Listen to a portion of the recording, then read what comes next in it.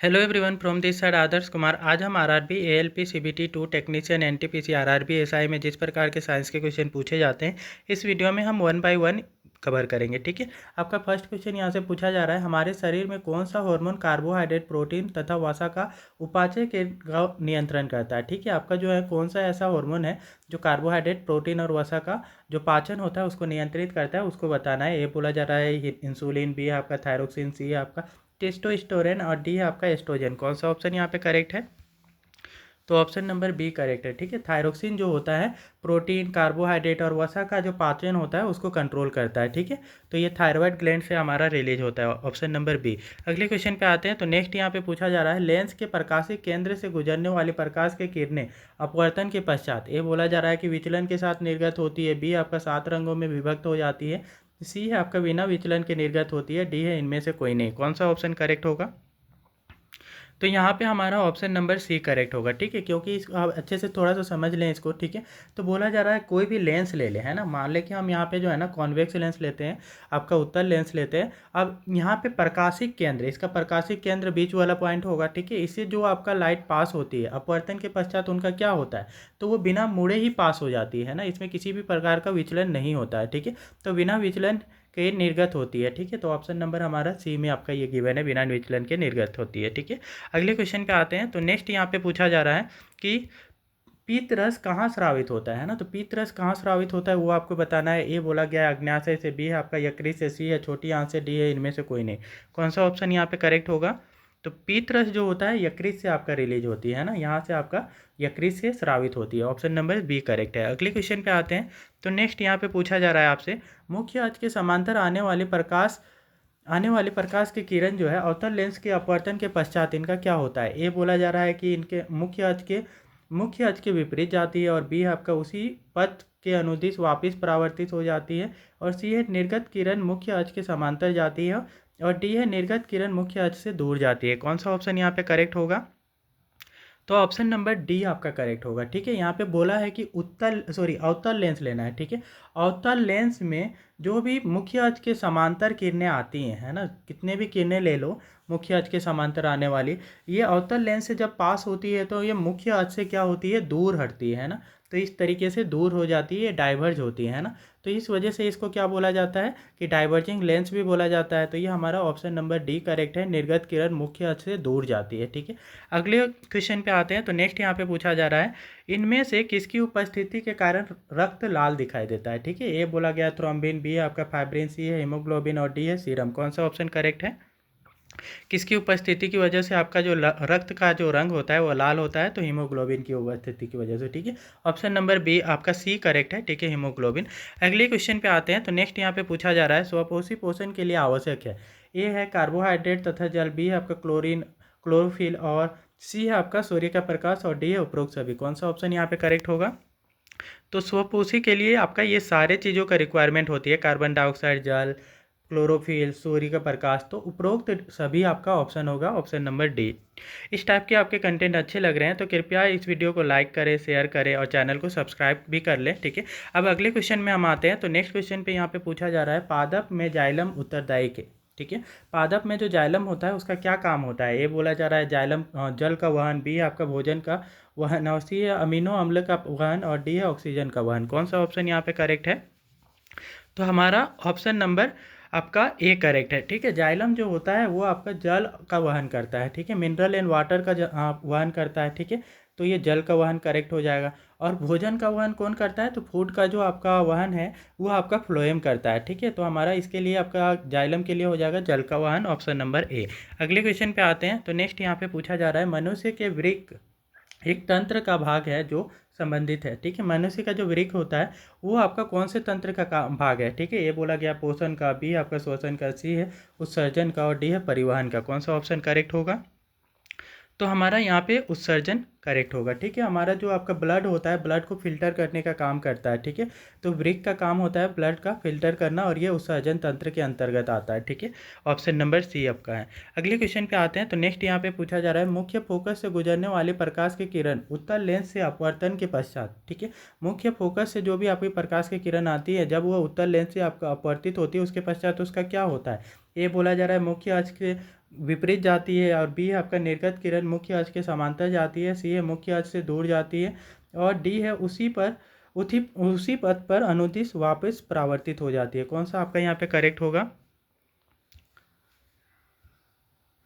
तो यहाँ पे आपका इसको समझे कि उत्तल लेंस लेना है, ठीक है। तो उत्तल लेंस बीच में मोटा होता है और साइड में पतला होता है, ठीक है।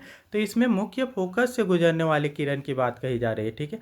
तो मुख्य फोकस से आपका जो भी गुजरेगी, जैसे ये क्या कर लेते हैं हम, आपका प्रिंसिपल एक्सिस ले लें, यहाँ पे फोकस पॉइंट ले लें, ठीक है। अब ये किरण है कि मुख्य फोकस से गुजरेगी, तो यहाँ से पास होने के बाद में ये समांतर चली जाती है ना। तो ये आपका लेंस से पास होने के बाद में समांतर जाती है, तो कौन से ऑप्शन में ये लिखा हुआ है? तो निर्गत किरण मुख्य अक्ष के समांतर जाती है, ऑप्शन नंबर हमारा बी में लिखा हुआ है, ठीक है। तो ये आपका बी करेक्ट होगा। अगले क्वेश्चन पे आते हैं।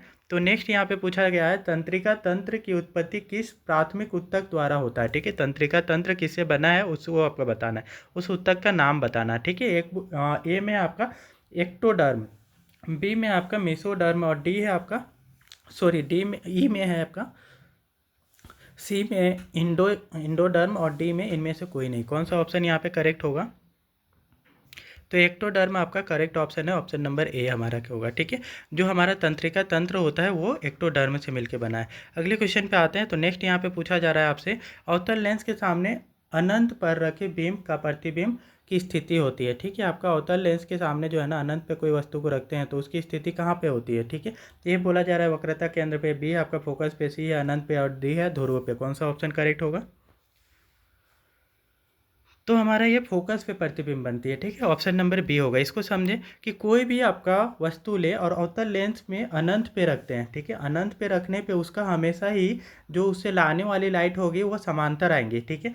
प्रिंसिपल एक्सिस के मुख्य अक्ष के समांतर आएंगी, और जो भी मुख्य अक्ष के समांतर किरणें आती हैं वो आपका कहाँ पे मिलती हैं? तो फोकस पे मिलती हैं, ठीक है। तो फोकस पे कुछ इस प्रकार से मिलेंगी और फोकस पे इसका प्रतिबिंब बनेगा, ठीक है। तो ऑप्शन नंबर बी हमारा क्या होगा? करेक्ट होगा।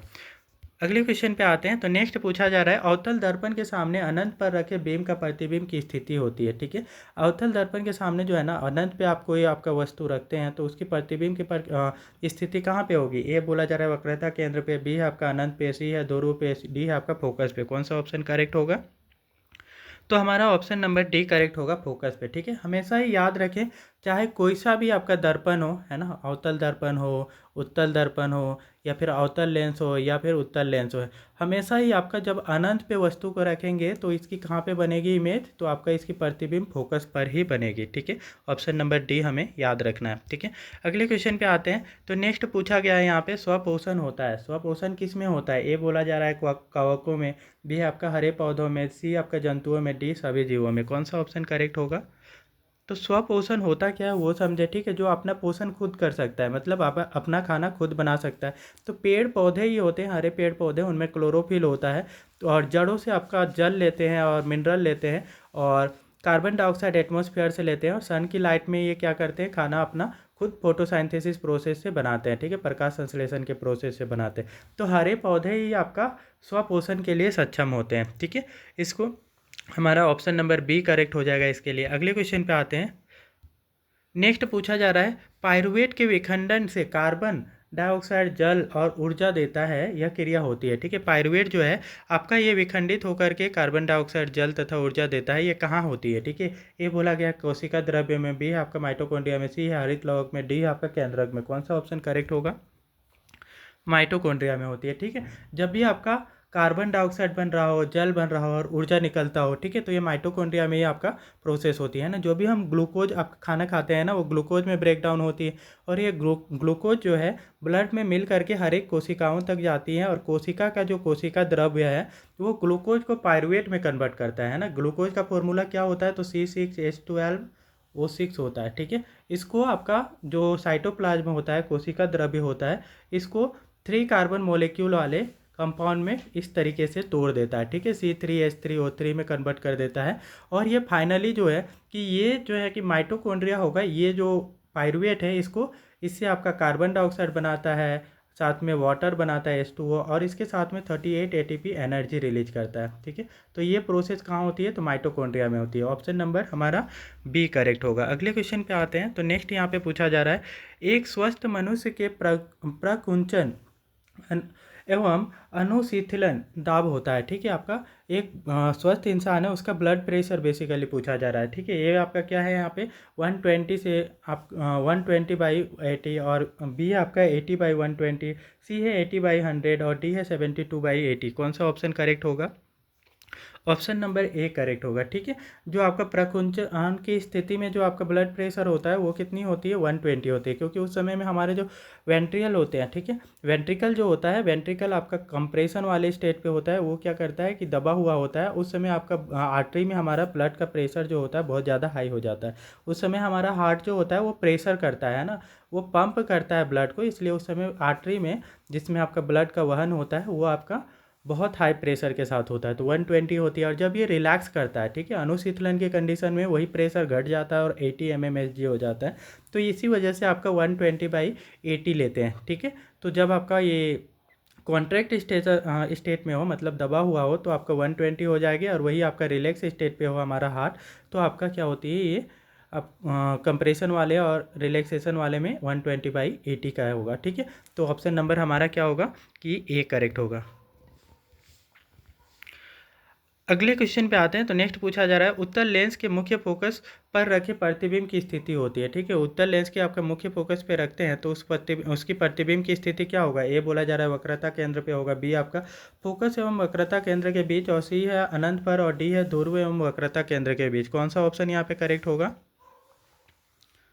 मुख्य फोकस पे आप किसी वस्तु को रख रहे हैं ना, तो उसकी प्रतिबिंब की स्थिति कहाँ होगी? तो ये अनंत पर होगी, है ना। मुख्य फोकस पे रखते हैं तो उसकी प्रतिबिंब अनंत पे बनती है, और अनंत पे वस्तु को रखते हैं तो उसकी प्रकृति आपका जो प्रतिबिंब है वो फोकस पे बनती है। ठीक है, तो ऑप्शन नंबर हमारा इसके लिए सी करेक्ट होगा। ठीक है, अगले क्वेश्चन पे आते हैं। तो नेक्स्ट पूछा जा रहा है अवतल लेंस के मुख्य फोकस पर रखे बिंब का प्रतिबिंब की स्थिति होती है। ठीक है, अवतल लेंस के सामने मुख्य फोकस में आप कोई वस्तु को रखते हैं, ठीक है, तो उसके बिंब की प्रतिबिंब की स्थिति कहाँ पे होगी? ठीक है, ए बोला गया फोकस एवं वक्रता केंद्र के बीच, बी है आपका कि प्रकाशिक केंद्र और फोकस के बीच, और सी है ध्रुव और वक्रता केंद्र के बीच, और डी है इनमें से कोई नहीं। कौन सा ऑप्शन करेक्ट होगा?